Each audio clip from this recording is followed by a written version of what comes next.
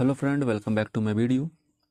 आज के इस वीडियो में हम लोग रेलवे और एसएससी के आने वाले जो भी एग्ज़ाम होने वाले 2025 में उसके लिए 30 इम्पोर्टेंट प्रश्नों को लेकर आए हैं आपके लिए।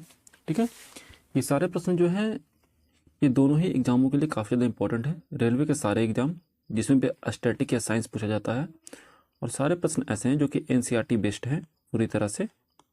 ठीक है, इसलिए भी आपके लिए काफ़ी ज़्यादा इंपॉर्टेंट हो जाते हैं।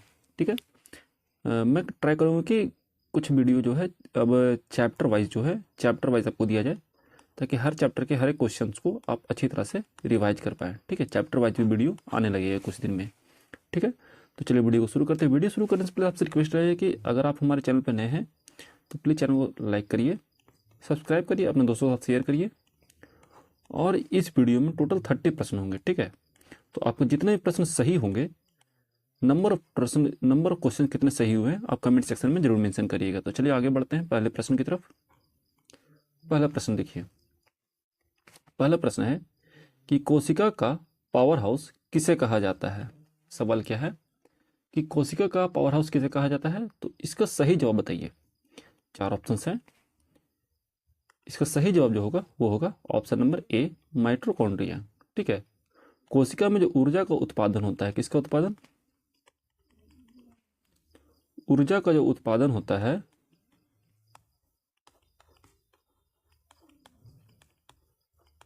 ये कहाँ होता है, ये होता है माइटोकॉन्ड्रिया में, इसलिए इसे कोशिका का पावर हाउस कहते हैं। आगे बढ़ते हैं अगले सवाल की तरफ। अगला सवाल है कि प्रकाश की गति वैक्यूम में कितनी होती है। वैक्यूम यानी कि बात हो रही है निर्वात की। याद रखिएगा, प्रकाश की गति जो निर्वात में होती है वो होती है 3 × 10⁸ मीटर पर सेकेंड। ठीक है, ऑप्शन नंबर ए सही होगा। आगे बढ़ते हैं, अगला सवाल देखिए। अगला सवाल है कि सबसे हल्की गैस कौन सी है। तो सबसे हल्की गैस के लिए याद रखिएगा ये होगा हाइड्रोजन। ऑप्शन नंबर ए सही होगा। ठीक है, क्योंकि इसका जो द्रव्यमान होता है, आणविक द्रव्यमान होता है, कौन सा द्रव्यमान की बात कर रहा हूं मैं, आणविक द्रव्यमान जो होता है वो सबसे कम होता है। ठीक है, आगे बढ़ते हैं, अगला सवाल देखिए। कौन सा अम्ल नींबू में पाया जाता है। तो नींबू में पाया जाने वाला अम्ल कौन सा है, यह सवाल पूछा गया है। तो याद रखिएगा जवाब citric acid, option number B सही होगा। ठीक है, और याद रखिएगा नींबू का में अम्ल होता है, इसलिए इसका स्वाद कैसा होता है, इसका स्वाद होता है खट्टा। ठीक है, आगे बढ़ते हैं, अगला सवाल देखिए। भारत का राष्ट्रीय फूल कौन सा है। तो भारत का राष्ट्रीय फूल होता है कमल। ठीक है, ऑप्शन नंबर बी सही होगा। आगे बढ़ते हैं, अगला सवाल देखिए। अगला सवाल है कि कौन सी धातु सबसे अधिक तन्य होती है। तन्य का मतलब होता है जिसे खींच के हम लोग तार बना सकते हैं। तो याद रखिए सबसे ज्यादा तन्य धातु है सोना। ठीक है, सोना सबसे अधिक तन्य धातु है। आगे बढ़ते हैं, अगला सवाल देखिए। अगला सवाल है कि लाल रक्त कोशिकाओं का निर्माण शरीर में कहाँ होता है। तो याद रखिएगा जो रेड ब्लड सेल होती है, जिसे हम शॉर्टकट में क्या कहते हैं, आरबीसी, इसका निर्माण होता है बोन मैरो यानी कि अस्थि मज्जा में। क्या कहा जाता है इसे इंग्लिश में, बोन मैरो। ठीक है,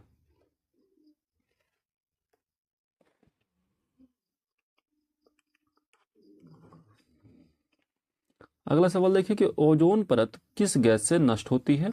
तो ओजोन परत को नष्ट करने के लिए उत्तरदायी गैस का नाम है क्लोरोफ्लोरोकार्बन, जिसे CFC भी कहते हैं। ऑप्शन नंबर बी सही होगा।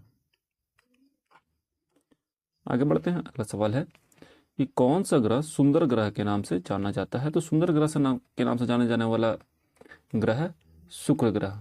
ठीक है, क्योंकि ये आसमान में सबसे चमकीला ग्रह होता है।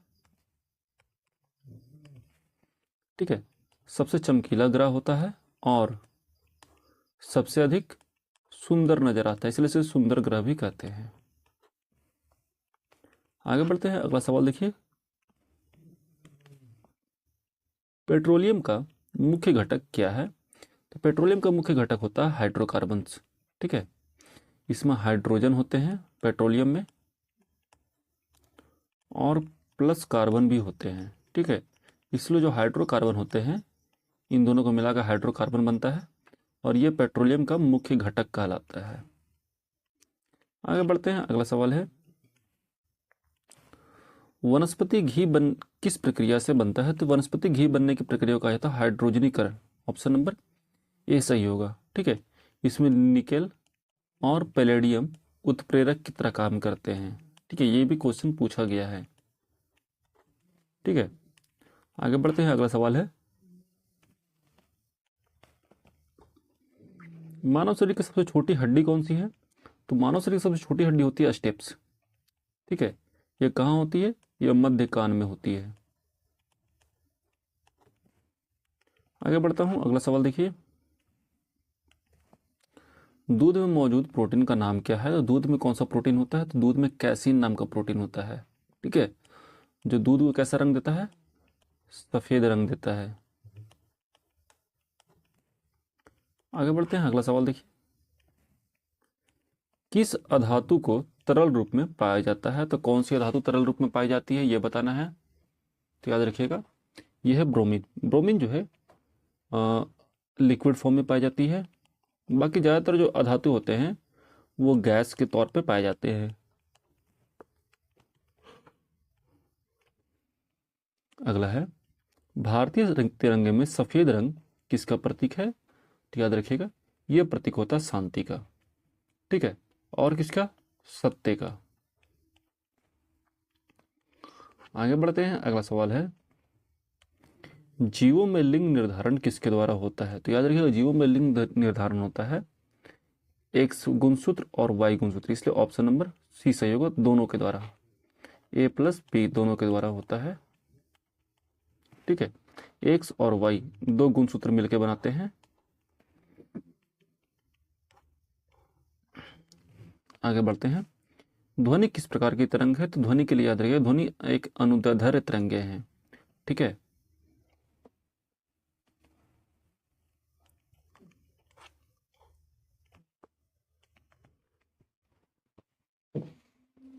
अगला सवाल है कि प्रथम नोबेल पुरस्कार विजेता भारतीय कौन थे? तो ये थे रविंद्रनाथ टैगोर।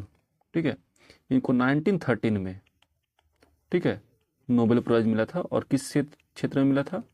तो वो मिला था साहित्य के क्षेत्र में। ठीक है, आगे बढ़ते हैं, अगला सवाल देखिए मानव के शरीर में कुल कितनी मांसपेशियां होती है? तो मानव के शरीर में कुल मांसपेशियां होती है 639। ऑप्शन नंबर डी सही होगा। 206 जो होती है ये हड्डियां हैं।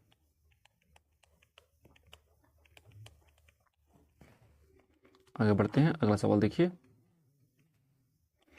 शरीर में यूरिया किस अंग द्वारा बनता है? तो यूरिया बनने के लिए जो रिस्पॉन्सिबल है हमारे शरीर में वो होता है किडनी, यानी कि यकृत। ऑप्शन नंबर ए होगा। ठीक है, याद रखिएगा यकृत अगर फेल हो जाए, किडनी अगर फेल हो जाए तो उसकी जगह पर हम यूज करते हैं डायलिसिस। ये भी क्वेश्चन पूछा जाता है बार बार। आगे बढ़ते हैं, अगला सवाल देखिए किस विटामिन की कमी से रात में अंधापन होता है? यानी कि रतौंधी की बात हो रही है। ठीक है, तो रतौंधी जो होता है ये होता है विटामिन ए की कमी से। ऑप्शन नंबर ए सही होगा। आगे बढ़ते हैं, अगला सवाल है कि हवा में नाइट्रोजन की मात्रा कितनी होती है? तो हवा में नाइट्रोजन की जो मात्रा होती है ये होती है 78%। ऑप्शन नंबर बी सही होगा। ठीक है, और सबसे अधिक यही होती है।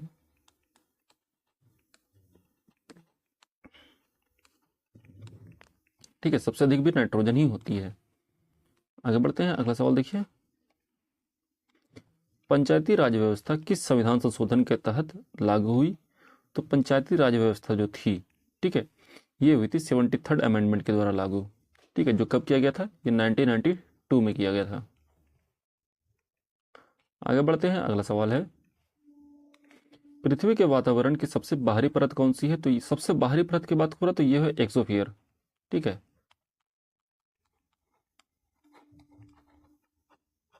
ओके, आगे बढ़ते हैं, अगला सवाल देखिए किस तत्व का परमाणु क्रमांक 8 है? तो परमाणु क्रमांक 8 है जो है ये है ऑक्सीजन का। ठीक है। ऑक्सीजन का परमाणु क्रमांक कितना होता है? ये होता है 8। आगे बढ़ते हैं, अगला सवाल देखिए। स्टेनलेस स्टील किसका मिश्रण है? तो स्टेनलेस स्टील जो होता है ये होता है आयरन, क्रोमियम और निकेल का मिश्रण। ऑप्शन नंबर सी सही होगा। आगे बढ़ते हैं, अगला सवाल है कि हृदय के चारों कक्षों में से कौन सा रक्त को फेफड़ों में पंप करता है? देखिए, हमारा हृदय जो होता है वो कुछ इस शेप का होता है, ये 4 भागों में बटा होता है, ठीक है। तो इसमें जो कौन सा भाग होता है जो कि रक्त को पंप करता है, तो याद रखिएगा सही जवाब होगा दायां निलय। ऑप्शन नंबर सी सही होगा। आगे बढ़ते हैं, अगला सवाल है भारत का सबसे बड़ा राज्य क्षेत्रफल में कौन सा है? क्षेत्रफल के दृष्टिकोण से पूछा गया है, तो याद रखिएगा ये होता है राजस्थान। ऑप्शन नंबर सी सही है। आगे बढ़ते हैं, अगला सवाल देखिए। सबसे अधिक ऊर्जा वाला इलेक्ट्रोमैग्नेटिक विकिरण कौन सा है? तो सबसे अधिक ऊर्जा वाला इलेक्ट्रोमैग्नेटिक विकिरण की बात हो रही है, तो ये होती है गामा किरणें। ऑप्शन नंबर बी सही होगा।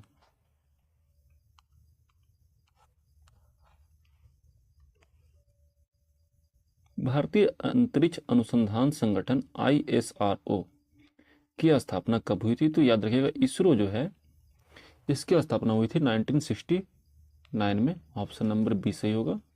ये जो थी इसकी स्थापना 1969 में हुई थी। इसका उद्देश्य था अंतरिक्ष में अनुसंधान करना, अंतरिक्ष के क्षेत्र में, ठीक है, रिसर्च करना, ये उसका मेन मकसद रखा गया था, ठीक है। तो आज की वीडियो में इतना ही था फ्रेंड। हम लोगों ने लगभग 30 प्रश्न किए हैं जो कि आपके एग्जाम के लिए काफ़ी ज़्यादा इंपॉर्टेंट है। आपके इसमें से कितने प्रश्न सही हुए हैं कमेंट बॉक्स में जरूर मेंशन करिएगा। मिलते हैं नेक्स्ट वीडियो में। अगर वीडियो अच्छा लगा तो वीडियो को लाइक करिए, ठीक है, चैनल को सब्सक्राइब करिए, अपने दोस्तों के साथ शेयर करिए। मिलते हैं नेक्स्ट वीडियो में। तो जय हिंद, अपना ख्याल रखिएगा and finally thanks for watching.